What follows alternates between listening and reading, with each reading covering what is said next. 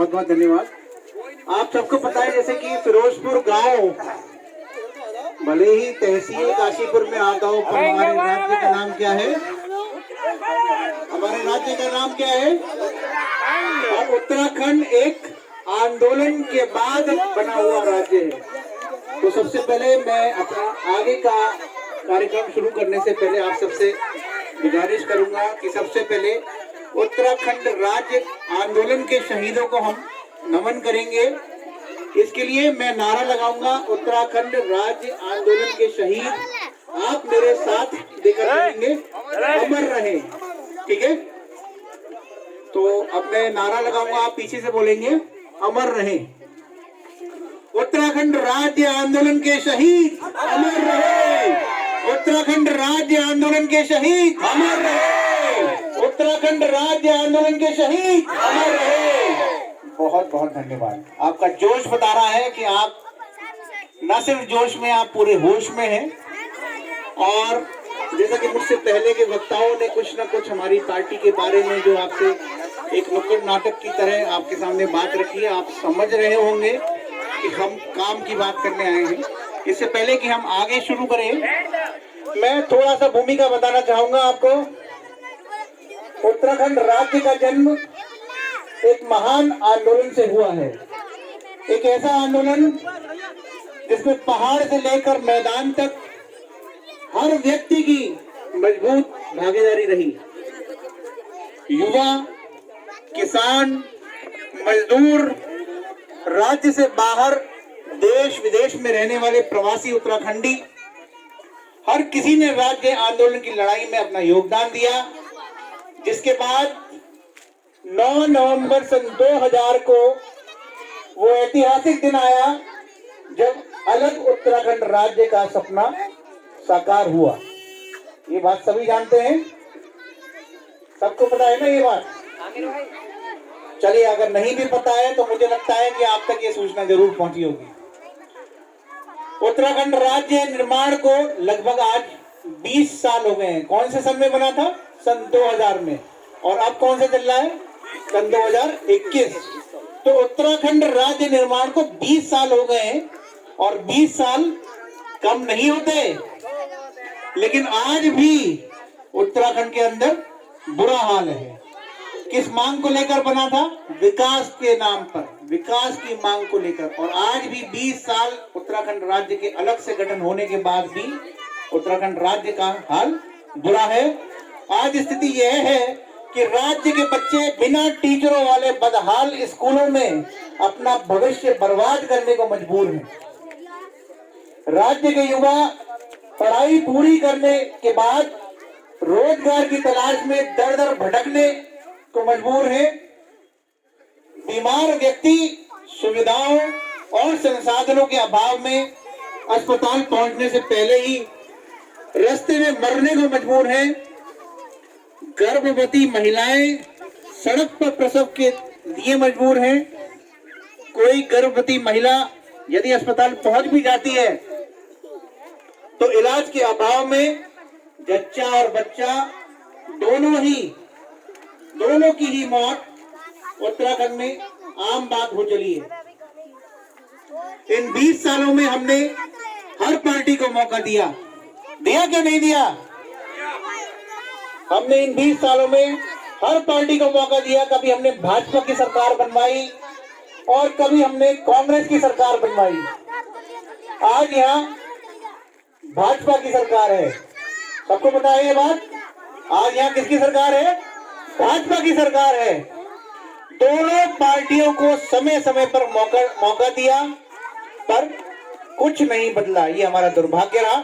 अब कुछ दिन पहले आम आदमी पार्टी ने ये ऐलान किया है कि हम उत्तराखंड में चुनाव लड़ेंगे। हम लोग आम आदमी पार्टी से आए हुए हैं, वही पार्टी जो झाड़ू वाली पार्टी भी कहलाती है। हमें हमारे नेता अरविंद केजरीवाल जी ने भेजा है। और किस लिए भेजा है? आपसे बात करने के लिए भेजा है। बहुत नेता आप लोगों के गांव में पहले भी आते रहे होंगे, आते हैं अपना भाषण देते हैं, अपने विचार व्यक्त करते हैं और फिर क्या होता है, फुर्र हो जाते हैं। पर हम लोग आए हैं आपसे बात करने के लिए और आप सब लोग समय निकाल कर आए हैं, इसके लिए आप सबका बहुत बहुत धन्यवाद। हम आगे की बातचीत शुरू करेंगे। इसमें कई सारे सवाल और जवाब होंगे। कुछ सवाल मैं आपसे पूछूंगा। मैं चाहूंगा कि आप सब लोग उन सवालों के जवाब में अपनी तरफ से अपना पक्ष रखें, अपनी बात कहें, अपना जवाब दें। हम आगे कार्यक्रम को बढ़ाते हुए मैं शुरू कर रहा हूं। मेरा आप सब लोगों से विनती है, ये बच्चों से खास तौर पर, थोड़ा आराम से बैठ जाएं और सुने। अच्छा, यह बताइए कि आप में से कितने लोगों ने केजरीवाल जी के बारे में सुना है? हाथ उठा के बताइएगा कितने लोगों ने आप में से केजरीवाल जी के बारे में सुना है? आप लोगों ने किसी ने केजरीवाल जी के बारे में सुना है? हाथ उठाइए। सुना है? चलिए, अच्छी बात है, आप काफी संख्या में आप लोगों ने केजरीवाल जी के बारे में सुना है। आप में से कितने लोगों ने आम आदमी पार्टी के बारे में सुना है? हाथ उठा के बताइए कितने लोगों ने आम आदमी पार्टी के बारे में सुना है?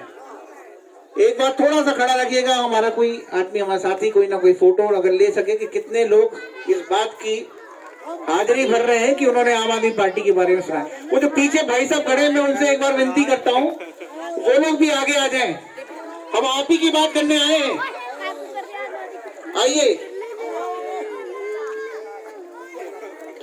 आप में से मेरा सवाल आपको लेकर है, आपके बच्चों के भविष्य को लेकर है, आप सभी माताओं बहनों को लेकर है। मैं चाहता हूं आप सब लोग हमारी बातचीत के अंदर, इस संवाद के अंदर, मैं कोई यहाँ भाषण देने नहीं आया हूँ, मैं आपकी बात करने आया हूँ। मैं चाहता हूँ आप लोग जरूर शामिल हों, जिससे कम से कम हम आपकी समस्याएं जो है वो जान सकें, आपके बारे में हम लोग एक वास्तु स्थिति, ग्राउंड रियलिटी क्या है वो हम जान सकें।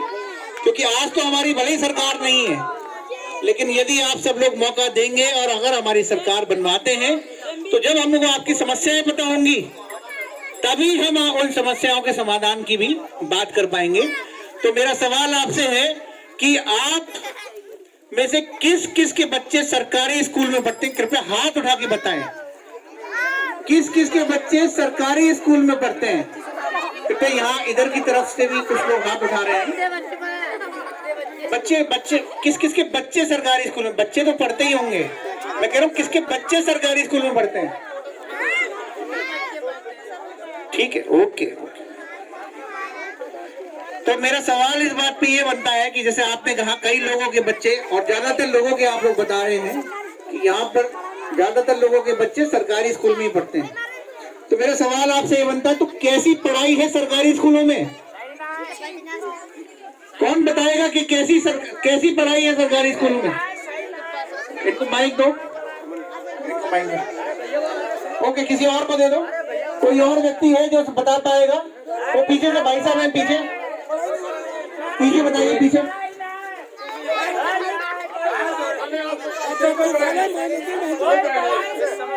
सरकारी स्कूलों में कैसी पढ़ाई है?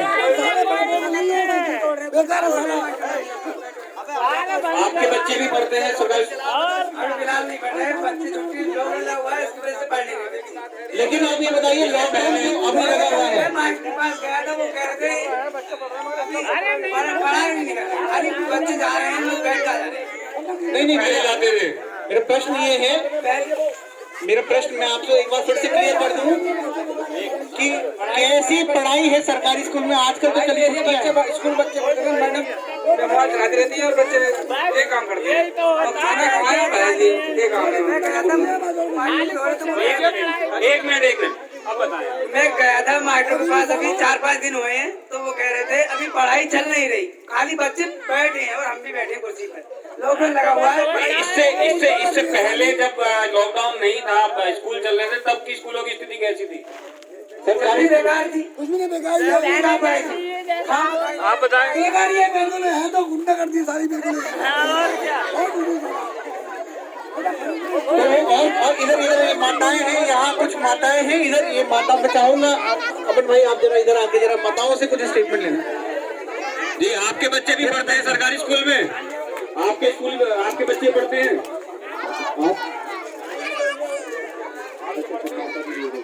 कैसी पढ़ाई होती है? नहीं, जहाँ आप पढ़ाते हैं सरकारी स्कूल में, वहाँ पढ़ाई का स्तर कैसा है? प्राइवेट स्कूल जैसा है?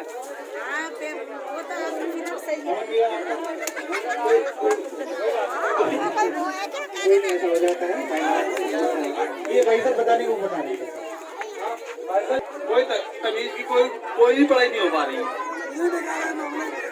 ये क्योंकि हम आते हैं, मास्टर लोग आते हैं, लेकिन कोई बच्चों को किसी भी पढ़ाई नहीं कर रहा है, खाली बैठते हैं। खाली आके बैठ जाते हैं। ठीक है बच्चे भी तो पढ़ते हैं, आपके बच्चे पढ़ते हैं। सरकारी स्कूलों की पढ़ाई कैसी है?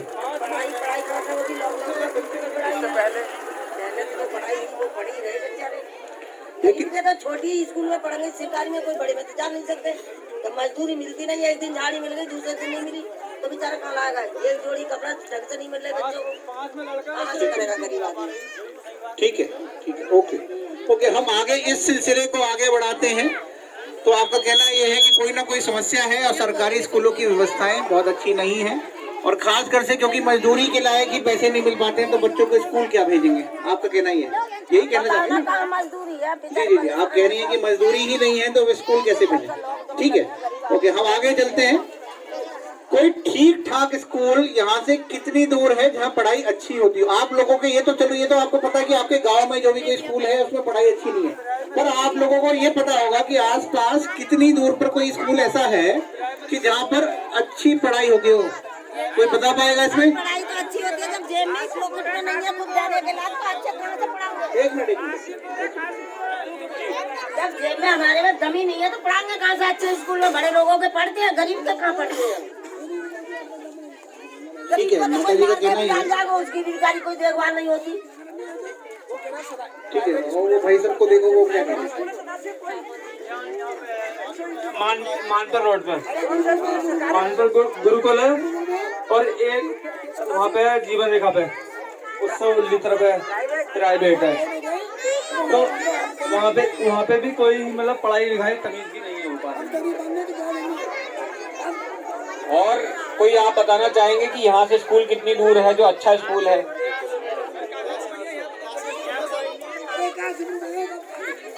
प्राइवेट स्कूल सब काशीपुर में ही है, बढ़िया स्कूल, मीडियम स्कूल जो बढ़िया वाले। यहाँ कितनी दूर है? यहाँ 6 किलोमीटर है। अगर आपको अच्छा पढ़ाना है तो 6 किलोमीटर दूर भेजना होगा। भेजना पड़ेगा सर, अगर अच्छा पढ़ाएंगे हमारे बच्चों को तो। ठीक है ओके। तेरे पैसे लगते हैं उसके लिए भी, पढ़ाने के लिए। बिल्कुल सही बात कह रहे हैं कि बहुत पैसे लगते हैं उन सरकारी स्कूलों को निकाल के और प्राइवेट स्कूल में पढ़ाने के लिए। मेरा अगला प्रश्न आप सभी लोगों से, मैं चाहता हूं आप लोग ना, हम जो आपसे प्रश्न पूछ रहे हैं उसका जवाब भी दें, जिससे हमें पता चल पाए कि आपके साथ समस्या क्या है, आपकी पीड़ा क्या है। तो मेरा सवाल अगला है कि क्या त्रिवेंद्र रावत जी की जो सरकार है इस समय वर्तमान में, भाजपा की जो उत्तराखंड में सरकार है, क्या उस सरकार ने सरकारी स्कूल ठीक करने के लिए कुछ किया है या नहीं किया है? कोई बताएगा इस बारे में? क्या सरकार ने, त्रिवेंद्र रावत जी की सरकार ने इन सरकारी स्कूलों की व्यवस्था ठीक करने के लिए कुछ किया है? भारी लड़ाई हमारी, हम तो हैं सब लोग फौजी लोग, हम भैया गरीब आदमी। हमारी जो मौजूदा सरकार इस समय चल रही है वो क्या सरकारी स्कूल ठीक? हाँ ठीक है भाई, थोड़ा सा पीछे हो जाइए, थोड़ा सा पीछे हो जाइए आप। भाई तो कोई बात नहीं, वो बता रही है, माता जी बताएंगी, आप थोड़ा साइड हो जाइए। हाँ नहीं कोई नहीं, आप बताइए माता जी, आप बताइए, आप बता पाएंगी?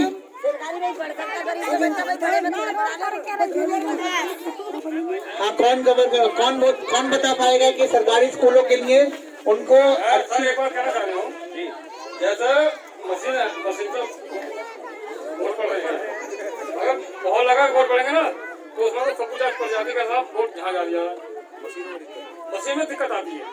चलिए, अभी हमारा आपसे सवाल ये है, हम जो आपसे बात कर रहे हैं, हम जो आपसे बात करने आए हैं, यहाँ पे आपकी ये सुविधा जो आपको नहीं मिल पा रही, जो हमारी त्रिवेंद्र रावत जी की सरकार है, जो इस समय मौजूदा सरकार है, जिन्हें वोट देकर हमने जिताया है, ठीक है, वो किस तरीके का काम कर रही है, इसके बारे में बताएं। क्या वो स्कूल बेहतर कर रही है? बिल्कुल बेकार काम कर रही है आज सरकार। मैं अगर बताऊं, और अभी मैंने कुछ टाइम पहले पढ़ा भी था, अखबार में आया था कि सबसे पूरे भारत में सबसे बेकार मुख्यमंत्री है तो वो त्रिवेंद्र सिंह रावत की सरकार, सबसे बेकार मुख्यमंत्री। क्योंकि हर जगह इतना विकास होता है यहाँ पर, लेकिन भाजपा सरकार ने कोई इतना विकास नहीं किया। जी, आप भी कुछ कहना चाह रहे हैं? जब सरकार विधायक बने कोई लौट के नहीं आता यहाँ पे, ये मुझे दिलासा दे जाते हैं हम ये कर देंगे हम वो कर देंगे, कोई नहीं आता।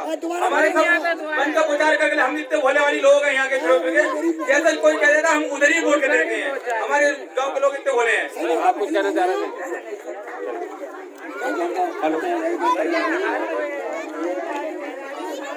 ठीक है, मेरा अगला प्रश्न आप सबसे है। आपका सबका कहना ये है कि ये जो सरकारी स्कूल हैं उनकी व्यवस्था सुधारने के लिए त्रिवेंद्र रावत जी की जो सरकार है उसने कुछ नहीं किया और सरकारी स्कूलों की व्यवस्थाएं बहुत ज्यादा बेकार हैं।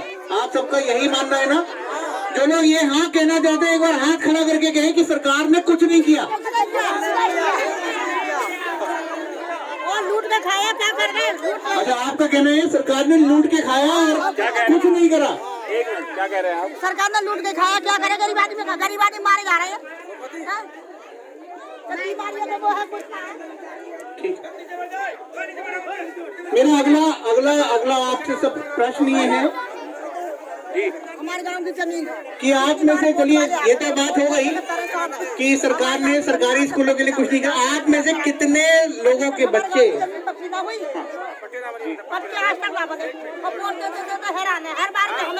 सर हमारा ये होता ये रेलवे ग्रामीण का और आज सब पट्टे दावा हमारे क्या करा, हमारे गांव को कुछ ना करा, गरीबों का तो बस कच्चे नहीं पड़े। ठीक है, 5 साल वोट दे देंगे, 5 साल वोट सुविधा हमारे गांव में बनाए रखें और व्यवस्था बनाए रखें। ये लाल टोपी वाले जो भाई साहब हैं बहुत एनर्जेटिक हैं इस पूरे गांव के। शमशान घाट भी तो नहीं है। एक नया शमशान घाट बनाना पड़ रहा है। अच्छा ठीक है, हम आगे अगले प्रश्न पर जा रहे हैं। तो हमारा जो कहना है वो लेन तार के लिए हमें रास्ता दिए बिल्कुल। अभी बात करेंगे रास्ते की भी, एक एक करके आपकी सारी बातें करेंगे। अगला प्रश्न मेरा ये है कि आप में से किस किस के बच्चे प्राइवेट स्कूल में पढ़ते हैं? हाथ उठा के बताएंगे किस किस के बच्चे प्राइवेट स्कूल में पढ़ते हैं। किस किस के बच्चे पढ़ते हैं प्राइवेट स्कूल में? 1 2 बस दो लोगों के बच्चे प्राइवेट स्कूल में पढ़ते हैं। आपके भी पढ़ते हैं? 3 और किसी के बच्चे प्राइवेट स्कूल में पढ़ते हैं? कृपया हाथ उठाएं। एक उधर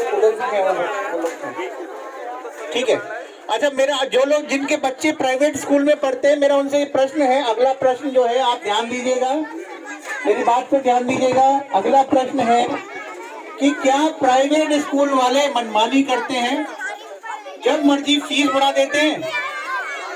आप क्या कह रहे हैं? बच्चे पढ़ते हैं वही बता पाएंगे। फीस बढ़ा देते हैं, हर 6 महीने फीस बढ़ा देते हैं और दिक्कत परेशानी ये आती है 3 महीने में फीस जमा नहीं होती तो बच्चों को वापस भेज देते हैं और पढ़ाई में भी कोई सुधार नहीं है। और मैं ये कहना चाहूँगा जो शिक्षित और ग्रेजुएट लोग होते हैं वो पढ़ाने आए तो छोटे छोटे जो लड़कियाँ उसी स्कूल से पढ़ती हैं तो वही टीचर बन जाती हैं, तो वहाँ पर कोई पढ़ाई इतनी खास नहीं हो पाती है, बस अपनी मनमानी चलाते हैं और सरकारी उसमें फिर भी इतनी नहीं हो पाती पढ़ाई, प्राइवेट में भी बिल्कुल नहीं हो पा रही। यहाँ पर लोकल में काशीपुर में तो अच्छी होती है लेकिन यहाँ पर नहीं है। मैं अपने 20 दिनों की बात बताता हूँ। मेरी बेटी सदाशिव स्कूल में पढ़ती थी करीब 5 साल पहले। मेरे पास इतने पैसे नहीं थे, मैं अपनी बच्ची का एडमिशन करवा सकता था। मैंने खर्च पानी करके अपनी बेटी का एडमिशन कराया सदाशिव स्कूल में, प्राइवेट स्कूल में। मेरी बेटी वहाँ पढ़ने गई। उसके बाद मैंने 5-6 महीने अपनी बेटी को पढ़ाया। मेरी बीबी का स्वास्थ्य ज़्यादा खराब था, मैंने अपनी बीबी एडमिट करी उसमें अस्पताल में, उसका ऑपरेशन कराया था। उसके बाद मेरे स्कूल की मेरी बेटी की फीस टूट गई थी तो मैं मेरी बेटी स्कूल से निकाल दी। निकालने के बाद मैं प्राइवेट स्कूल में सदाशिव स्कूल में गया था मैं अपनी बेटी को लेके। मैंने कहा सर आपने मेरी बेटी, मैं गरीब आदमी हूँ, मेरी बीबी हॉस्पिटल भर्ती है और आपने मेरी बेटी निकाल दी। कह रहे कोई बात नहीं, आप फीस जमा करो, आपकी बेटी को नहीं निकाला जाएगा। तो मैंने साहब मुझे एक महीने की 15 दिन की मुझे टाइम दो ताकि मैं फीस जमा करके अपनी बेटी को ताकि पढ़ा सकूँ। तो मैंने सर मेरी बीबी तो अस्पताल से आ गई, मेरी हालत बहुत खराब थी उसके बाद मैंने क्या करा, मैंने अपनी फीस जो जमा कर दी।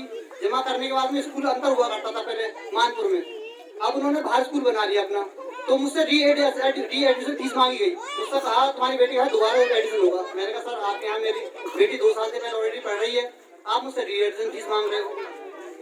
मैं सर ये तो गलत है, ये कानून एक्ट में गलत है। री एडमिशन जब जिस बच्चे का एक बार एडमिशन हो चुका है दोबारा री एडमिशन फीस नहीं मांगी जाएगी। तो कह रहा है अच्छा कि तुम तो इसका मतलब नेतागिरी दिखा रहे हो। मैंने सर इसमें नेतागिरी वाली क्या बात होगी। मैंने कहा मैं गरीब आदमी, मैं आपको कहाँ से री एडमिशन दूंगा। कि तो आप ऐसा करो IT के तहत करा लो। मैंने सर ठीक है IT के तहत करा दो। मैंने कहा सर मैं BPL, मेरा राशन कार्ड है, मैं BPL परिवार का हूँ, आप मेरा उससे करा दो। तो कह रहे उसमें 4000 रुपये लगेगा। मैंने अच्छा सर 4000 रुपये लगेगा। मैंने सर 4000 रुपये कहाँ से लेकर आऊँगा।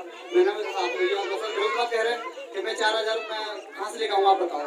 तो वो कहने लगे नहीं ऐसा कुछ नहीं, 4000 रुपये दोगे तो हो जाएगा, नहीं तो कोई बात नहीं है। अब उसमें क्या हुआ सर, मेरे पे 4000 रुपये नहीं थे तो मेरी बेटी उन्होंने स्कूल से निकाल दिया, है ना। तो सरकारी स्कूल में बच्चे सर, अब हमारी मापी मजबूरी थी ना, हम सरकारी स्कूल में पढ़ा रहे हैं। प्राइवेट वाले भी देखो मनमानी कर रहे सर। मेरे पे ना तो एडमिशन की वहाँ फीस के पैसे हुए और ना बेटी को पढ़ा पाया। तो सरकार की देखो, सरकार की नीति देखो क्या हो रही है सर। हमारे यहाँ पे हम गरीब लोगों को दबाया जा रहा है और दबोचा जा रहा है यहाँ पे। बिल्कुल बिल्कुल। मैं भाई साहब आपका नाम एक बार बता पाएंगे? मेरा नाम सर सोनू गौतम है, मैं यहाँ पे वार्ड मेंबर हूँ सर। ठीक है, सोनू गौतम जी जो खुद यहाँ पर लोगों के जनप्रतिनिधि हैं, जो यहाँ की जनता के जनप्रतिनिधि हैं, अगर उनके साथ ऐसा हुआ है तो आप समझ सकते हैं कि आम आदमी के साथ क्या समस्या होगी। मैं आपकी भावनाओं को समझ रहा हूँ, आपकी पीड़ा को मैं समझ रहा हूँ, इसको हमने नोट डाउन करा है। और इसके अलावा मैं इसीलिए आपसे अगला प्रश्न करता हूँ कि जैसे आपके साथ ये समस्या आई और आपको वहां से बच्चे को विड्रॉ करना पड़ा, आपके साथ पैसे मांगे गए और आपको मजबूरन सरकारी स्कूल में ले जाना पड़ा, तो मेरा सवाल ये है कि सरकार ने इन प्राइवेट स्कूलों की मनमानी रोकने के लिए क्या कुछ करा? कौन बताएगा क्या कुछ करा सरकार ने ये प्राइवेट स्कूलों की मनमानी के लिए?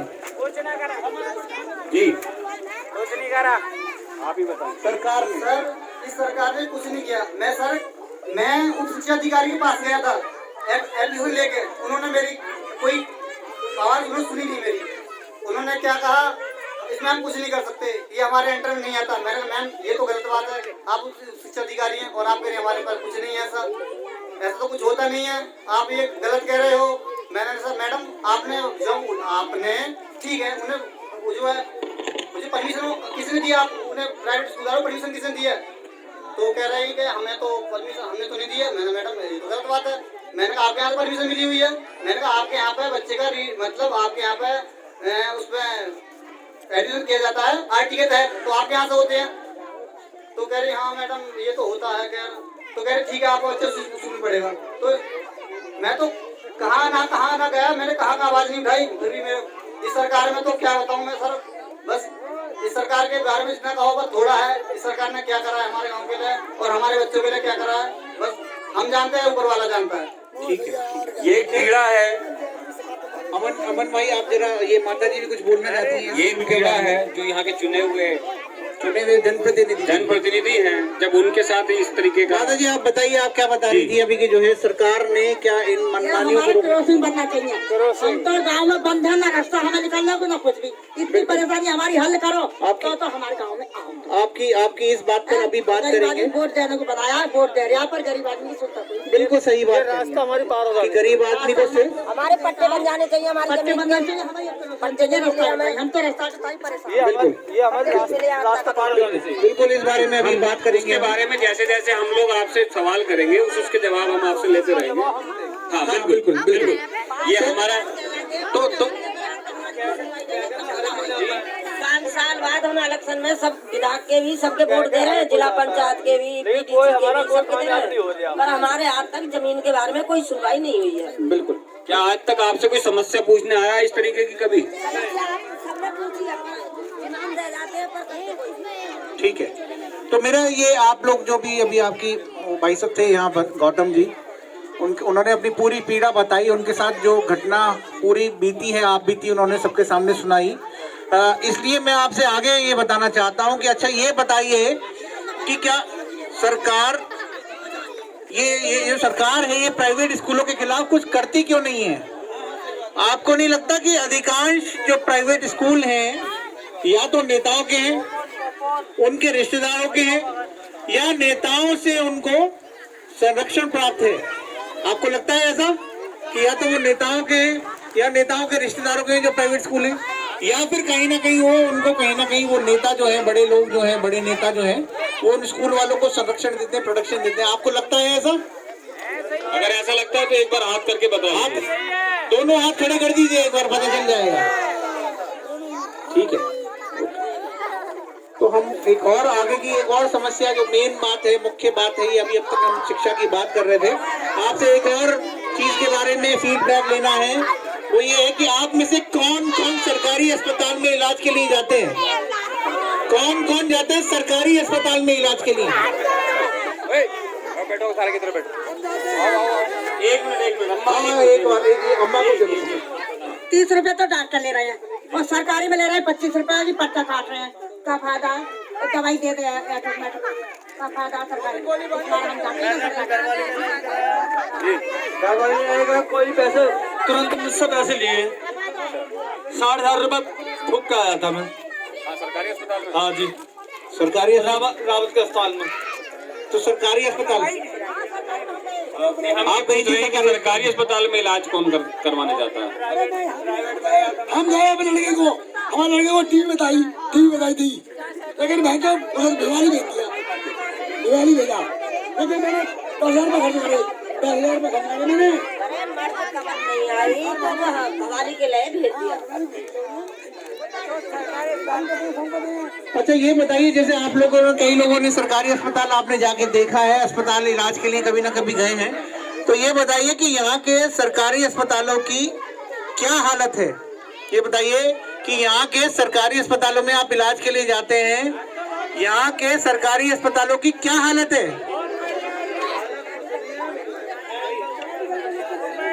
पूछिए।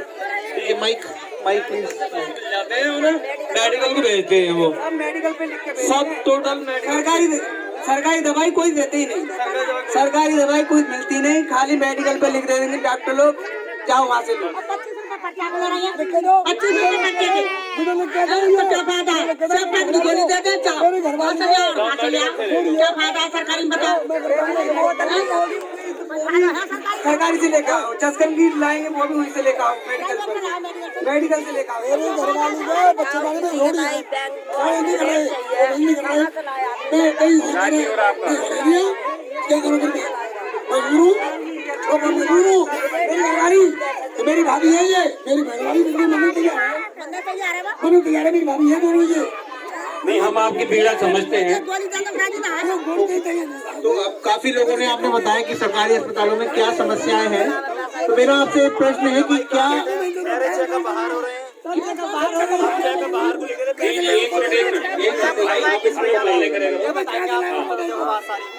सर, वहाँ पर कुछ नहीं हो रहा, सही से जी जो किया जाता है वहाँ पर जाएंगे, पहले तो एंट्री के पैसे ले लेते हैं बाइक खड़ी करने के, उसमें पर्ची काटेंगे सर, खाली चेकअप करेंगे, उसके बाद में शहरी दवाइयाँ मेडिकल से लिख देते हैं, सारे चेकअप मेडिकल से लिख देते हैं। उसमें क्या फायदा सर? सरकारी में प्राइवेट से ज्यादा सरकारी में लूट हो रही है सर। सरकारी खाली नाम का है सर, कोई इलाज का कोई तमीज का नहीं है। मोदी वाली दवाई है वो भी तो वहाँ से वो भी फ्री नहीं मिल रही है, वहाँ पे सब पैसों से दवाइयाँ मिल रही है वहाँ पर, सब पैसों से दवाई मिल रही है वहाँ पे। ठीक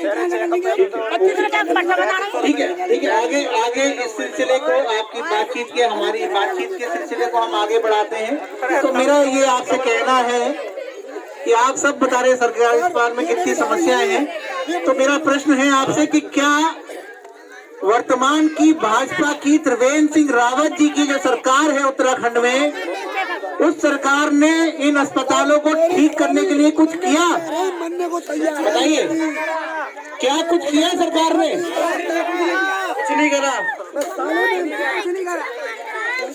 क्या त्रिवेंद्र रावत की सरकार ने कुछ नहीं किया? सर करा तो कुछ नहीं है, मगर जय कुछ गाँव के समस्या का कोई हल ही नहीं हो पा रही। जब कोई किसी के पास अधिकार आएगा कुछ चाहिए ना, दवाई चाहिए ना, कुछ चाहिए। हमारा सर ये गाड़ी हम लैंड पार्क उठाते हैं, अब रेलवे वालों ने आए थे तो लैंड हम तो मजदूर आदमी, मजदूरों को तो चाहिए निकलने की सुविधा होनी चाहिए किसी को। और कभी केंद्र सरकार ने करा क्या सर, सरकार सब स्कूलों के लिए कुछ किया है, न अस्पतालों के लिए कुछ किया है, क्या किया? तो भाई तो खर्चों को ज़्यादा अब क्या है, अभी पीछे अभी ऐसा हुआ था मेरी साली रहती है, उसे अगर यहाँ पर अगल बगल का अस्पताल होता तो काहे को रास्ते में दम होती जाएगी। तो ये है, क्या करा गवर्नमेंट, क्या कर रही है? कुछ नहीं कर रही। इसी बात से अभी हमने अपना जो है आपसे वार्ता शुरू करी थी कि महिलाएं जो है दम तोड़ देती है रास्ते में जब इस तरीके की परेशानी होती है। जी रुपए से वहाँ पर उसकी फैसिलिटी नहीं मिल पाती जितनी मतलब गवर्नमेंट दे रही है अस्पताल को। कहाँ सर जो भी फैसिलिटी दे रही है गवर्नमेंट सरकार को, कहाँ आम आदमियों तक पहुँच रही है सर? कुछ नहीं पहुँच रहा सर आम आदमी तक। सब सर सोचिए सर, जो बीच में रह जा रहा है या डॉक्टर लोग या साथी लोग नेता लोग हैं वो सब धांधलेबाजी कर रहे हैं, सब इसमें से पैसा कमा रहे हैं सर।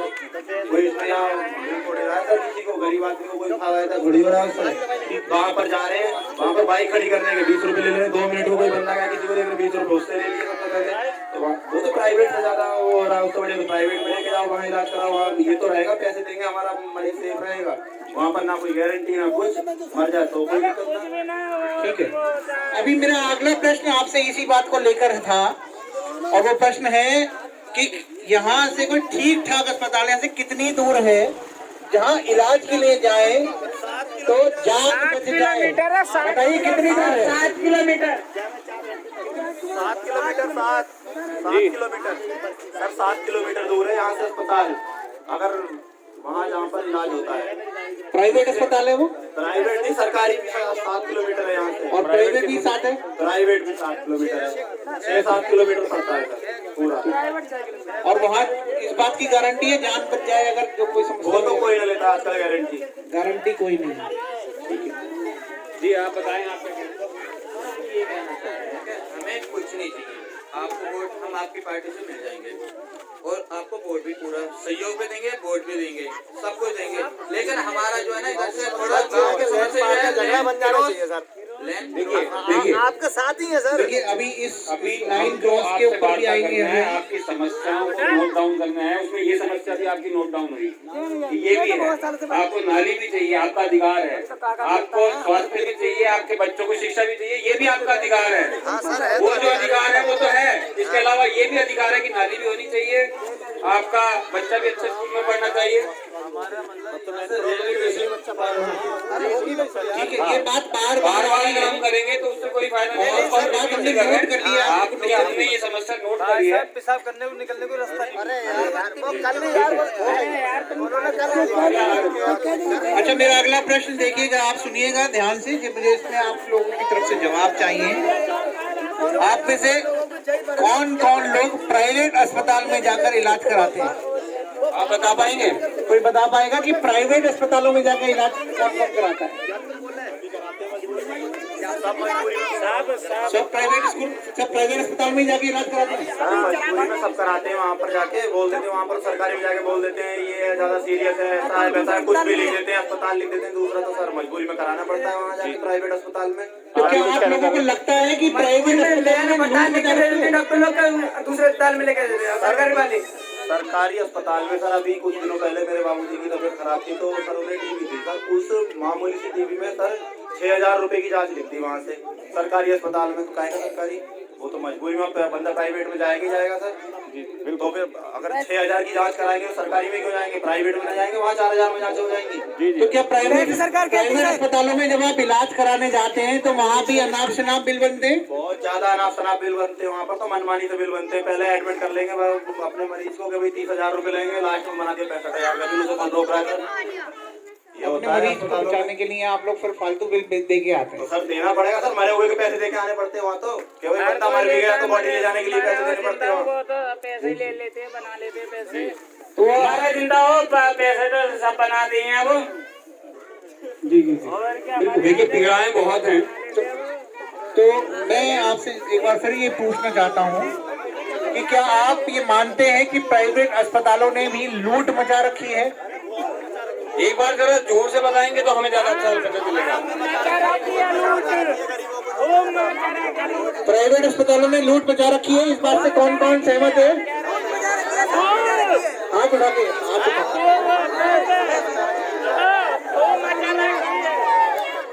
हाथ उठा के इधर से महिलाएं भी थी कुछ, अगर हम लोग उनको भी कवर कर पाते तो बड़ा अच्छा रहता। देखिए आधी जनसंख्या महिलाओं की है, आप महिलाओं को इग्नोर नहीं कर सकते हैं। जी आप भी माता जी। हाँ माता जी आप बताइए। अरे माता जी तो घर से बेघर हो गई, बच्ची को लेकर MP में बर्बाद हो गई। मैं तो अब भी ना प्राइवेट अस्पताल में गई थी आप? गए, बच्ची भी खत्म हो गई, बच्ची भी नहीं बची और पैसे भी लगे।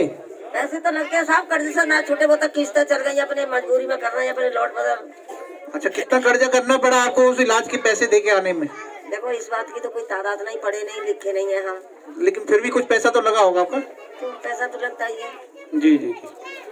ये दर्दनाक हालात जो आप लोग अपने मन के जो दर्द हैं जो आप साझा कर रहे हैं सबके सामने, हालांकि ये मुश्किल काम होता है सबके सामने बता पाना, और लेकिन फिर भी हम लोग आपकी पीड़ाओं को समझेंगे नहीं तो उसके हिसाब से समाधान नहीं बना सकते। चलिए मैं आगे बढ़ता हूँ कि क्या सरकार ने प्राइवेट अस्पतालों की इन मनमर्जी की लूट को रोकने के लिए कुछ किया? क्या सरकार ने कुछ नहीं किया? पक्का है?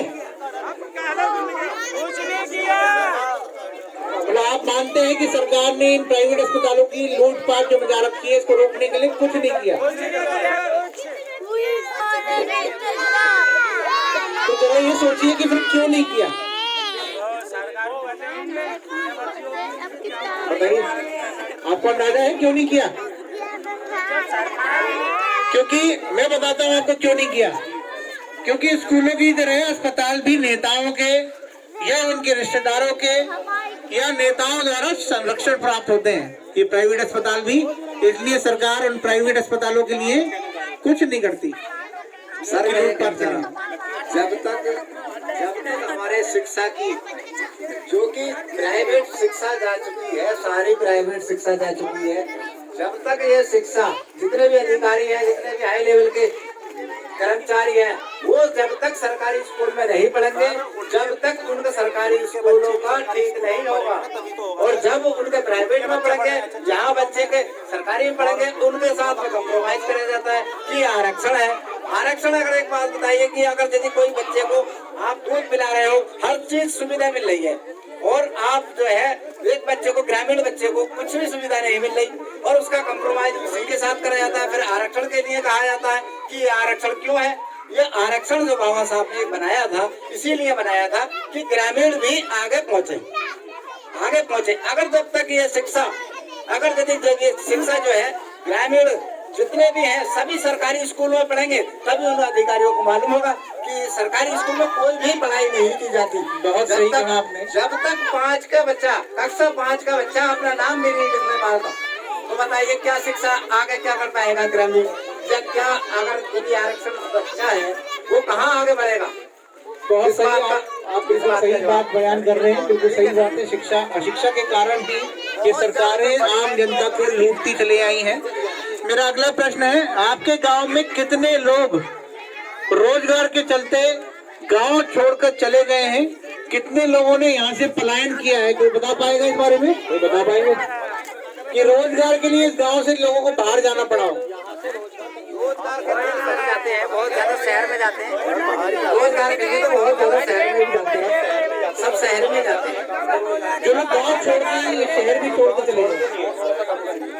बाकी सर ऐसा है ना, जो काम करने के लिए तो लगभग सभी लोगों को बाहर जाना पड़ता है। कोई जॉब तो है नहीं यहाँ पर, सब लोग मजदूरी है सर, अपना मतलब सब काम पे जाते हैं। कोई बाहर नहीं जा पाता था, क्योंकि बाहर जाने का तो मतलब ये होना सर कि यहाँ पर जो खेती बाड़ी थोड़ी बहुत उसके सहारे सर बच्चों का पालन पोषण करते हैं सब लोग। क्या त्रिवेंद्र सरकार ने रोजगार के लिए कुछ किया? कोई बता पाएगा? इसमें यहाँ का कुछ नहीं किया। यहाँ सर बहुत बुरी सरकार है त्रिवेंद्र सरकार का। तो आप मानते हैं कि त्रिवेंद्र सरकार ने कुछ नहीं किया? कुछ नहीं किया, बहुत बुरी सरकार है, बहुत ज्यादा नकारा सरकार है जी, बहुत ज्यादा नकारा सरकार है। आज तक ऐसी सरकार ही नहीं आई कि कुछ भी कोई काम, हमारा मुख्यमंत्री है वो भी टीवी पे मतलब देखना, और सभी मुख्यमंत्री टीवी पे मिलते हैं, हर कहीं मिलते हैं, कोई काम करते हैं, पर त्रिवेंद्र जी कोई भी काम नहीं करते। अपने मौन व्रत रख रखा है, वो कुछ बोलते ही नहीं, बोलते ही ना है। आज भी की मीटिंग में उनकी त्रिवेंद्र साहब की कोई भी जय जयकार करने वाला नहीं है, उन्हीं की मीटिंग में, उन्हीं की मीटिंग में। और सर कुछ बच्चों का ड्रीम होता है सर कि मैं पुलिस में जाऊंगा, वहाँ जाऊंगा। सर अब 6 साल से भर्ती नहीं आई है पुलिस की। सर अब जो लड़के 18 साल के थे उस टाइम सर वो तैयारी कर रहे थे पुलिस में भर्ती होने के लिए सर, तो अब 6 साल से भर्ती नहीं आई है सर। उनकी एज अब ओवर हो गई तो सर अब वो कहाँ से पुलिस में भर्ती हो जाएंगे सर? बिल्कुल प्रॉब्लम है सर। कम से कम एक बार नहीं 6 साल में सर 2 बार तो भर्ती करनी चाहिए। कितने लोगों की तो उम्र निकल गई सर, जितने लड़कों की उम्र निकल गई सर, अब उन्हें ये कहीं पर ये चपरासी की नौकरी भी दे सकती है सरकार? कहीं नहीं दे सकती। अब कोई है, किसी का सपना है सर, किसी का सपना होता है डॉक्टर बनने का, किसी का सपना होता है इंजीनियर बनने का, किसी का सपना पुलिस में भर्ती होने का होता है सर। तो अब इसको अब सर 6-7 साल से भर्ती भी नहीं आई पुलिस की सर, तो कहाँ अब जिन लोगों का ड्रीम था पुलिस में जाने का सर, अब वो लोग कहाँ जाएंगे? वो तो बेरोजगार हो गए सर, आज के युवा होके भी सर।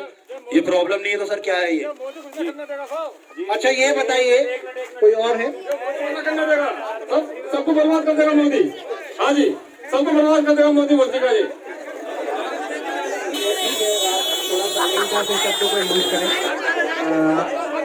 समझ रहे हैं आप सभी लोग त्रस्त हैं और गुस्से में आदमी जी ऐसे बोल देता है, लेकिन मैं कहूँगा फिर भी आप लोग शालीनता के साथ आप यहाँ के आपकी बात समझ रहा हूँ। मान्य लोग हैं, ठीक है, माता बहनें भी हमारी यहाँ खड़ी हैं। अच्छा ये बताइए कि यहाँ पे 24 घंटे बिजली आती है या पावर कट लगते हैं? पूछिए हाथ खड़ा करिए कि क्या 24 घंटे बिजली आती है या पावर कट लगते हैं? 24 घंटे बिजली नहीं आती, कम आती है सर, 6-8 घंटे आती है। अभी बात भर्ती ही चल रही थी, 6-8 घंटे जाती है, 6-8 घंटे आती है, 6-8 घंटे ही आती है सर, आती है 6-8 घंटे ही आती है, 8 या 10 घंटे से ऊपर बिजली नहीं आती है। अभी बात चल रही थी रोज आती बिजली सर, बाकी सर चोरी हो जाती है वो फैक्ट्रियों में। तो कितने घंटे के कट लगते हैं? पावर कट कितने घंटे के लगते हैं? हमारे जो रेलवे रास्ता जो है, रेलवे रास्ता हमारे कैसे होना चाहिए? ऐसा ना, हम लोग आपसे बातचीत कर रहे हैं तो जिस बातचीत के बारे में कर रहे हैं, रेलवे का आपने सबने बार कहा है, हमने उसको नोट भी करा है। आपने 3 बार कह दिया। हमारी सरकार नहीं है, हम सिर्फ आपकी समस्याएं नोट करने के लिए आए हैं। जो हमारे विधायक है ना चीमा साहब, हर बार आएंगे, हर बार बड़े से बड़ा आश्वासन दे जाएंगे, ये होगा वो होगा, गांव में ऐसा होगा, और वो बनने 4 बार यहाँ से विधायक बने और अभी तक कुछ नहीं किया उन्होंने। एक हर बार ये कह के जाते हैं तुम्हारा क्रॉसिंग पक्का, तुम्हारे स्कूल पक्के, तुम्हारे नल पक्के, तुम्हारी नाले पक्के और तुम्हारी जमीनें पक्की, और कुछ भी पक्का ना हुआ जी अब तक सभी कच्चा पड़ा। उनके कोटे से एक नल तक नहीं आया यहाँ, अभी भी एक नल भी नहीं लगा। नल है, मंदिर का नल है, हम चंदा जोड़ अपने पैसों से नल लगवाते हैं अभी, कोई भी नहीं करता है। ये देखो लाइटें लगी हुई है सर, ये देखो लाल बत्ती जल रही है, बस उसमें ये देखो लाल बत्ती जल रही है, बस इतना ही है, उससे ज्यादा सुविधा कुछ ना है। मतलब आपका कहने का मतलब है लाइट तो लगी है मगर उसमें बत्ती लाल जल रही है। बत्ती जलेगी सर, आप एक बार सर 4 बार और हर बार बड़े से बड़ा आश्वासन दे जाएंगे, तुम्हारा ये हो जाएगा, तुम्हारा वो हो जाएगा, कुछ होने का ही नहीं होगा। अच्छा आप लोग ये बताइए कि जैसे यहाँ पर बिजली के बिल आप बता रहे हैं कि बिजली के पावर कट तो खूब लगते हैं, मुझे ये बताइए, यानी कि आपकी बिजली कम आती है, लेकिन मुझे ये बताइए कोई ये भी कह सकता है कि बिजली का बिल भी कम आता है?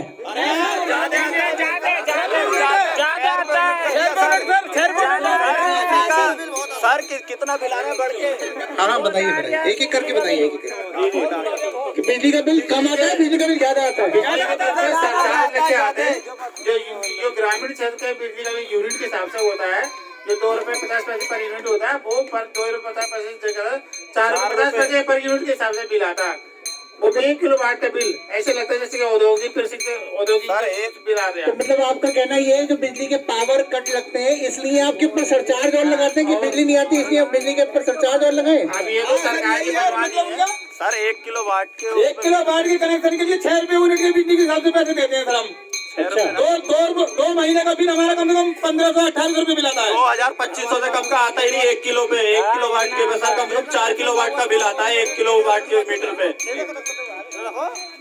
मतलब आपका कहना ये है कि जो आपके बिजली के बिल हैं वो बहुत ज्यादा आते हैं, आपको लगता है कि ज्यादा आते हैं और आप ज्यादा बिजली इस्तेमाल करते होंगे, ऐसा तो नहीं है?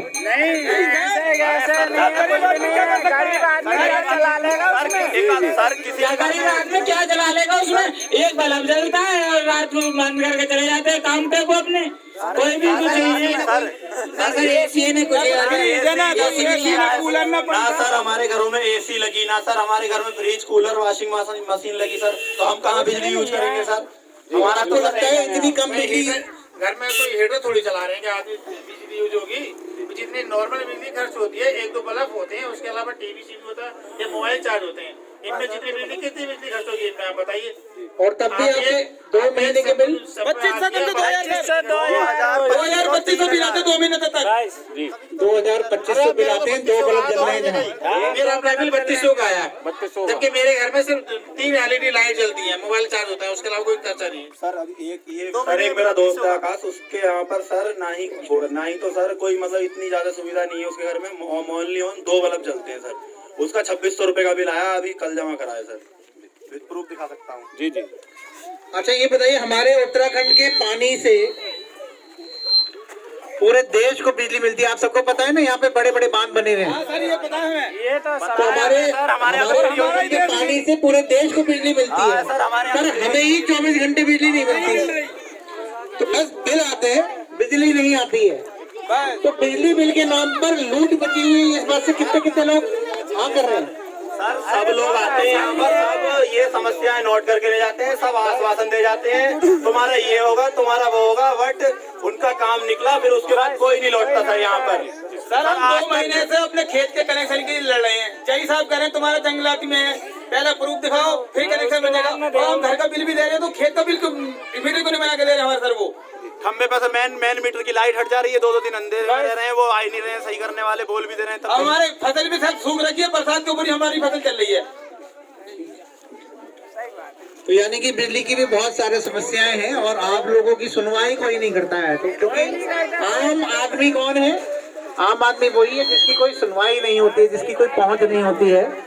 तो यहाँ मेरा एक आपसे सवाल बनता है कि आप में से किन किन लोगों के जो दोस्त हैं या रिश्तेदार हैं या सगे संबंधी हैं वो दिल्ली या तो आते जाते रहते हैं या दिल्ली में रहते हैं? आप में से कितने लोगों के रिश्तेदार या दोस्त दिल्ली में रहते हैं? कोई बता पाएगा? किसी के कोई रिश्तेदार या दोस्त दिल्ली में रहते हो?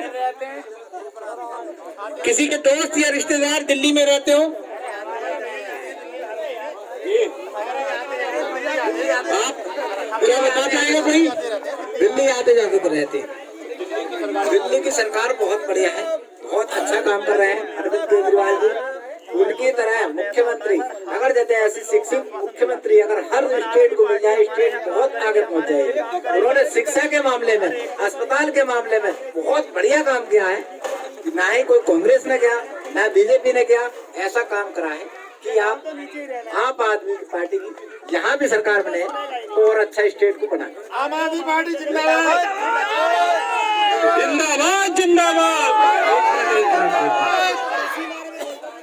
तो आप में से कई लोगों के रिश्तेदार दोस्त यानी कि दिल्ली रहते हैं या आप लोग जाते रहते हैं ना, तो उन लोगों से आपकी बात होती होगी। क्या उन्होंने आपको बताया कि दिल्ली में केजरीवाल जी ने क्या क्या काम किए हैं? दिल्ली में बहुत सारे हमारे यहाँ पे भी अगर यदि कर रहे हैं तो बहुत अच्छी बात है। मैं बताता हूँ आपको, दिल्ली सरकार ने, आम आदमी पार्टी की सरकार ने क्या क्या काम किए हैं। दिल्ली के स्कूल अच्छे हो गए, वहाँ के अस्पताल अच्छे हो गए जब से आम आदमी पार्टी की सरकार वहाँ बनी। वहाँ सरकारी स्कूलों के नतीजे 98% आने लगे और जो आज तक के भारत में कभी नहीं हुआ। आप सभी इस बात से सहमत होंगे कि सरकारी स्कूल के रिजल्ट 98% जो इस बार भी आए थे आम आदमी पार्टी की सरकार के बाद, शिक्षा में इतना सुधार करने के बाद। इससे पहले आज तक, सुनिएगा प्लीज, इससे पहले कभी भी किसी सरकारी स्कूलों में नॉर्मल कोर्स में 98% जो नतीजे हैं वो नहीं आते थे। अब दिल्ली के सरकारी स्कूल में 98% बच्चे पास होते हैं, बोर्ड के रिजल्ट में, बोर्ड की कक्षाओं में पास होते हैं। उसके अलावा बिजली अब वहाँ 24 घंटे आती है। दिल्ली में 200 यूनिट तक बिजली क्या है, मुफ्त है। एक महीने में 200 यूनिट बिजली वहाँ मुफ्त है। और जो यहाँ आप बता रहे हैं कि 2 महीने में जो 1500-2000 का बिल आता है, वहाँ एक महीने में 200 यूनिट बिजली फ्री वहां पर मिलती है सरकार के द्वारा। और बिजली और ये जो 200 यूनिट बिजली जितना कंजम्पशन होता है, जिनकी खपत जो है 200 यूनिट प्रति माह है, ये वहाँ के लगभग 70% आबादी की बिजली की खपत 200 यूनिट है। यानी कि लगभग 70% आबादी का बिजली का बिल महीने में कितना आता है? 0। कितना आता है? और आप लोगों का कितना आता है? और दिल्ली की सारी सड़कें और गलियां शानदार करवा दी गई हैं। कुछ जगहों पर अभी भी काम चल रहा है। एक और जो मैं आप दिल्ली सरकार के काम को आपके सामने बताना चाहता हूँ, वो है दिल्ली सरकार की door step delivery of services. ये जो एक योजना है दिल्ली सरकार की, इस योजना के तहत मैं आपको थोड़ा सा विस्तार में बताना चाहूंगा कि जैसे